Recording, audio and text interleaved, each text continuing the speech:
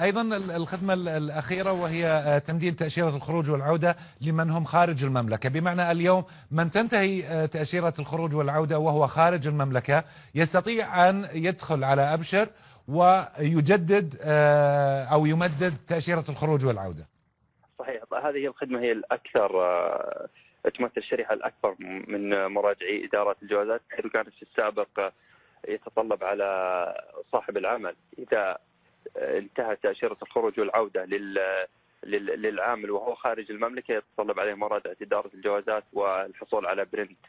ومراجعة عدة جهات أخرى لتمديد التأشيرة وهو في الخارج. اليوم بفضل الله أولا وبدعم القيادة الرشيدة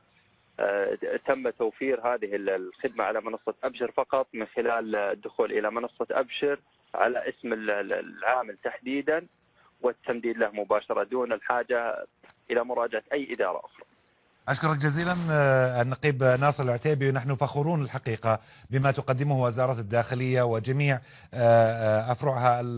من خدمات إلكترونية عن طريق منصة أبشر.